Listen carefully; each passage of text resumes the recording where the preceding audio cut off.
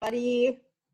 Good morning and welcome. This is Dr. Karen, and I wanted to answer a question that has come up a lot in on my page recently when I asked a question about whether or not SLPs should be working on parts of speech, because there are two camps of people. Some people think, yes, nobody's teaching them these things. They need to know those skills. They're important, and they don't know them very well. And then there's another camp of people who thinks, well, it's kind of non-functional. It's rote drill. It's not that important. Why does it matter if we know if something's a noun or a verb, etc.? So I'm here today to set the record straight and help you make the distinction between doing this the right way and the wrong way. So first, the question is, should we actually be working on parts of speech? Well, the short answer is yes, we should, but not in the way that we traditionally do.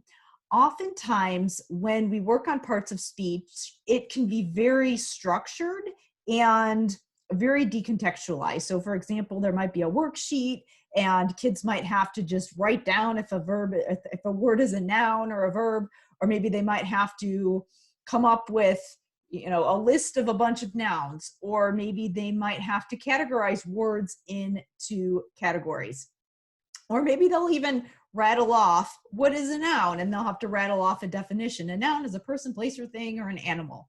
So yes, there is a place for all of those activities, but a lot of times when we are working on parts of speech, they're very contrived like that.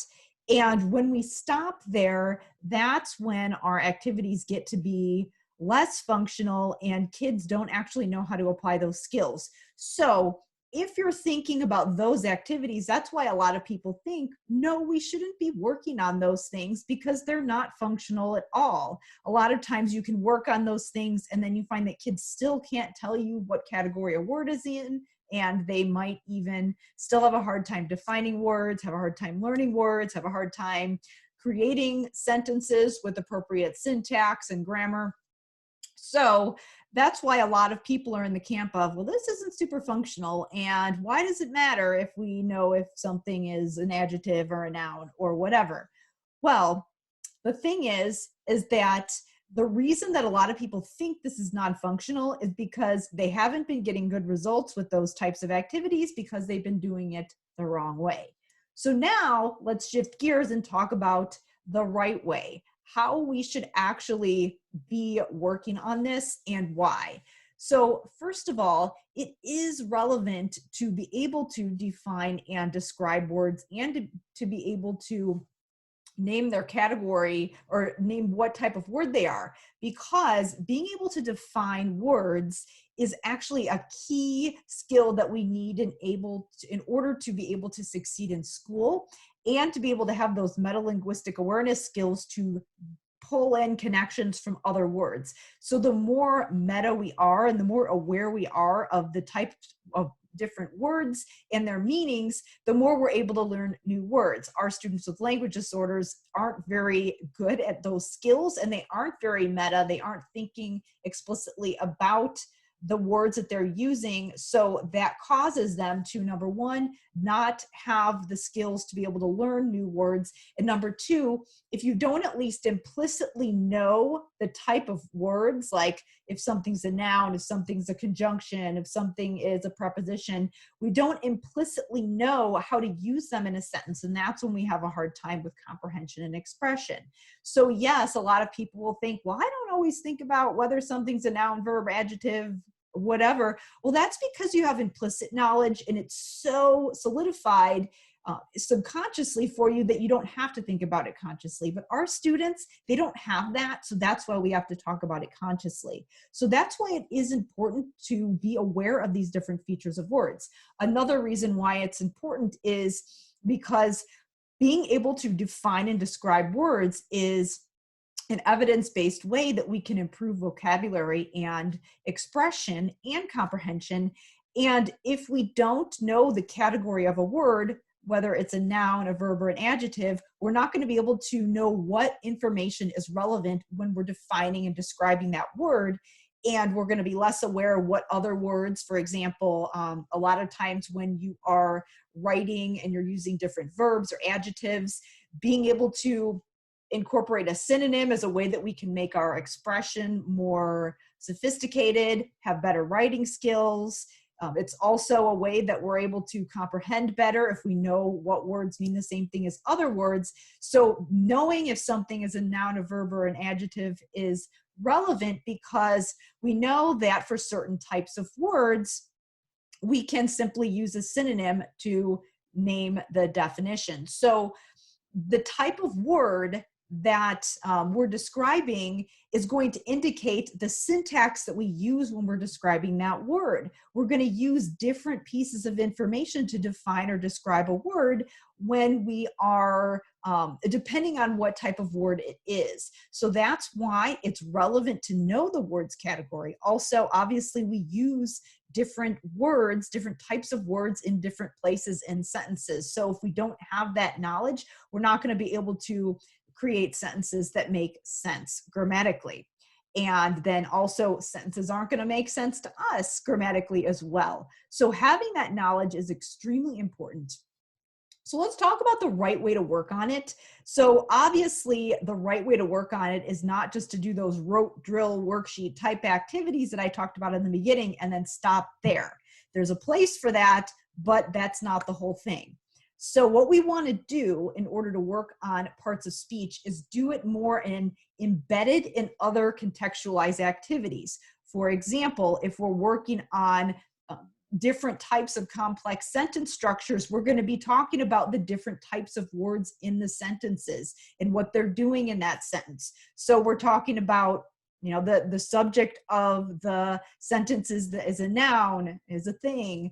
There are different parts of that sentence that connect it together and connect the ideas, like the conjunctions in the sentence that connect the two clauses together. There's always an action in the sentence, which is a verb, and that goes in a certain place. So that is where we can actually work on those skills in context rather than just rote drill. Another place that we can do it, another example, is if you are defining and describing words. For example, if you're doing semantic feature analysis, which is a way that we can help make kids more aware of semantic information. I actually walk through this in Language Therapy Advanced Foundations, my premium course for SLPs. I will share a link to a post with an example of how to do semantic feature analysis below this video. But a way that we can actually prime our students to do that activity correctly, because when we're defining and describing words, we want to know what type of word it is, because that's going to help us remember what information we might want to say about it, because we might want to pull different details, whether it's a noun or an adjective, for example. The way that we can do that is embedding, talking about what kind of word it is before we're describing it. Because for a noun, you might be talking about what category it's in. For an adjective, you might be talking about synonyms of the word. You might be giving other words that mean the same thing, or other words that can be described with that word. So the different information that you would give when talking about a word and studying a word and using it in a sentence is all going to be dependent on what type of word that is. So that's where we want to talk about parts of speech. Now, let's go back to those rote drill exercises that I had just talked about, where it's like, okay, write down a bunch of nouns. What is a noun? What is a verb? What is an adjective? Those types of things have a place, but they should be used more as priming exercises for those other more in-depth extension activities like I talked about, like studying sentence types or just defining and describing words. So what you want to do is maybe use some of those rote drill exercises to get your students primed and remember the different parts of words just for a couple minutes before you do the more difficult activity. So there, you're using it to prime your students, but you're not ending there. If we end there at the end of that rote drill activity, then we're not giving our students an example of how to use those skills. So that's how we want to handle those more rote structure things that we can do on worksheets, flashcards, things like that. The problem is that a lot of times people stop there, and that's why they don't get generalization. And then also the problem is that sometimes people skip that part And if you skip that part where you're doing some explaining, then sometimes students are a little confused when you get to the more difficult activities. So the key is to pair them together. So that is how we can handle parts of speech. So yes, we absolutely should be working on it, but we want to make sure that we're doing it the right way. So there was a great discussion on this on my Facebook page earlier this week. So I know that a lot of people are interested in this topic. If you found this video helpful, I'd love if you could share it with your colleagues. And if you found this video helpful and you're watching this video on my page or on YouTube, feel free to go ahead and join the Effective Language Therapy for SLPs Facebook group, where I share content like this regularly. So I'll also share a link to that in the comments below. So thanks so much, everybody, for watching, and have a great day.